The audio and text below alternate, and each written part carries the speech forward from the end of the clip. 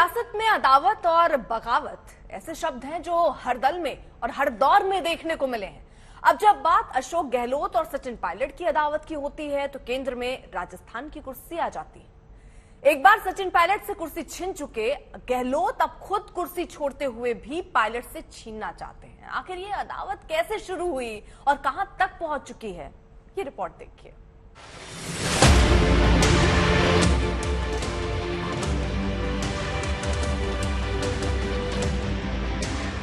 जानते थे कि निकम्मा है, नाकारा है, कुछ काम नहीं कर रहा है, खाली लोगों को लड़वा रहा है।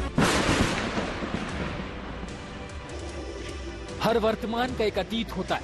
अशोक गहलोत बनाम सचिन पायलट की आज की अदावत के अंकुर मरुधरा की बंजर मिट्टी में बहुत पहले फूट चुके थे। पायलट उड़ान भरना चाहते थे, लेकिन गहलोत हर बार उनकी राह में ब्रेकर बनकर बैठ गए।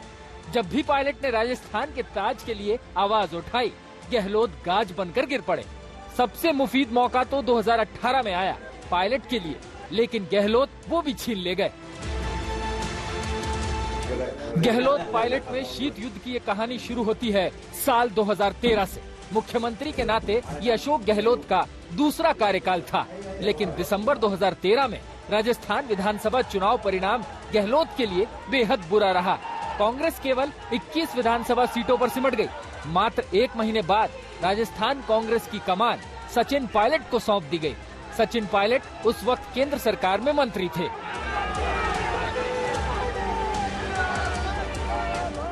2014 लोकसभा चुनाव के लिए पायलट को 5 महीने का वक्त मिला। इसमें पायलट कोई करिश्मा नहीं कर पाए। खुद तो मंत्री रहते चुनाव हार ही गए। कांग्रेस राजस्थान में सभी 25 लोकसभा सीटों पर चुनाव हार गई। हालांकि पायलट के पास राजस्थान कांग्रेस की जिम्मेदारी बनी रही और अशोक गहलोत कांग्रेस के राष्ट्रीय महासचिव बना दिए गए। इस तरह राजस्थान कांग्रेस में सियासत के दो ध्रुव स्थापित हो गए। पायलट 2018 विधानसभा चुनाव के लिए राजस्थान कांग्रेस को तैयार करते रहे, तो अशोक गहलोत महासचिव और चुनाव प्रभारी के तौर पर अलग अलग राज्यों में काम करते रहे। गहलोत के पास उत्तर प्रदेश, पंजाब, हिमाचल प्रदेश और गुजरात का चुनाव प्रभार रहा। 2017 में उत्तर प्रदेश को छोड़कर इन सभी राज्यों में कांग्रेस का प्रदर्शन ठीक ठाक रहा, जिसकी वजह से एक बार फिर गहलोत राजस्थान की राजनीति में स्थापित हो गए। और ये वो दौर था जब राजस्थान के 2018 विधानसभा चुनाव में कुछ ही वक्त बाकी था और इस वक्त राजस्थान कांग्रेस में अंदर खाने दो धड़े तैयार हो चुके थे। एक राजस्थान कांग्रेस अध्यक्ष सचिन पायलट गुट का और दूसरा कांग्रेस महासचिव अशोक गहलोत गुट का। 2018 विधानसभा चुनाव के साथ ही सियासी गलियारों और राजस्थान के चौक चौबारों और गहलोत पायलट की खींचतान की चर्चा आम हो चली थी। चुनावी चर्चाओं में ये पूछा जाने लगा था कि अगर कांग्रेस चुनाव जीती तो मुख्यमंत्री कौन होगा, अशोक गहलोत या सचिन पायलट। कांग्रेस आलाकमान भी ये बात समझ चुका था।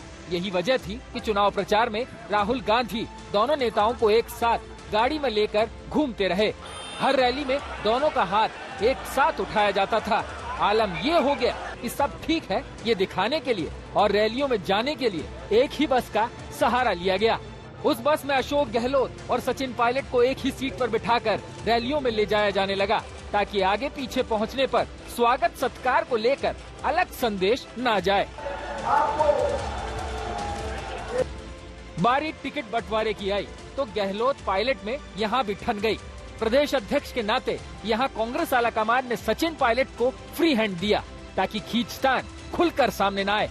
लेकिन सियासी दांवपेच में माहिर अशोक गहलोत ने अपने खास लोगों को निर्दलीय लड़ने का इशारा दे दिया। यहाँ तक कि अपने करीबी सुभाष गर्ग को राष्ट्रीय लोकदल से समझौते के नाम पर टिकट दिला दिया। सुभाष गर्ग आज राजस्थान में मंत्री हैं और गहलोत का कर्ज बखूबी अदा कर रहे हैं।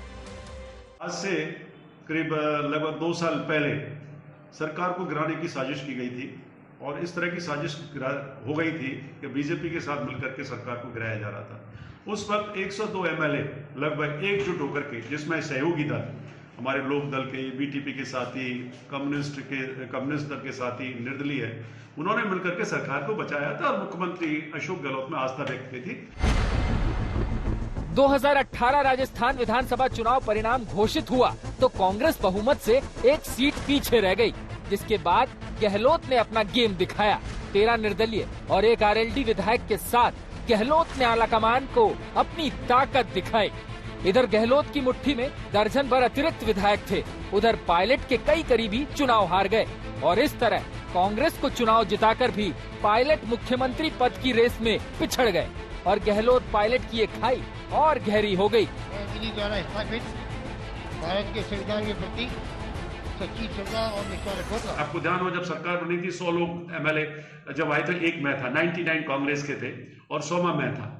तो हम लोगों की भावनाएं, निर्दलियों की भावनाएं और लोग भी जो आए उन लोगों की भावनाएं, एमएलए जो कांग्रेस के वो है, जनता क्या अपेक्षा रखती है इनको भी ध्यान में रखते हुए मैं भारत के राज्य के मंत्री के रूप में अपने कर्तव्यों का श्रद्धापूर्वक और शुद्ध अंतःकरण से निर्वहन करूंगा। किसी तरह सचिन पायलट डिप्टी सीएम के पद पर मान गए, लेकिन शपथ ग्रहण में भी कलेजे की कसक साफ नजर आई। सचिन पायलट ने राज्यपाल के बगल में कुर्सी लगाने की मांग की, जिसका गहलोत ने ये कहकर विरोध किया कि डिप्टी सीएम कोई संवैधानिक पद नहीं है, ये कैबिनेट मंत्री के बराबर ही है। लेकिन पायलट ने अपनी कुर्सी वहीं लगवाई। तत्कालीन राज्यपाल कल्याण सिंह के एक तरफ अशोक गहलोत बैठे थे तो दूसरी तरफ सचिन पायलट। मंत्री शपथ लेते रहे और अशोक गहलोत का अभिवादन करके मंच से नीचे उतरते रहे। किसी ने भी पायलट का अभिवादन नहीं किया। इस बीच प्रताप सिंह खाचरियावास 13 मंत्रियों में 12वें नंबर पर शपथ लेने आए और शपथ के बाद पायलट का भी अभिवादन किया। इस पर गहलोत मुस्कुराने लगे। खाचरियावास ने खुलकर सीएम पद के लिए पायलट की पैरवी भी की।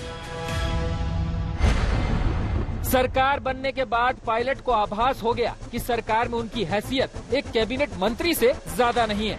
सरकार के फैसलों में धीरे धीरे पायलट की हिस्सेदारी घटती गई। पायलट के कई करीबी भी वक्त की नजाकत समझते हुए गहलोत के करीब हो गए और पायलट हाशिए पर आ गए। प्रियंका गांधी की सियासी एंट्री ने पायलट की मुश्किलें और बढ़ा दी। साथ ही अशोक गहलोत की पैठ 10 जनपद में और मजबूत हो गई।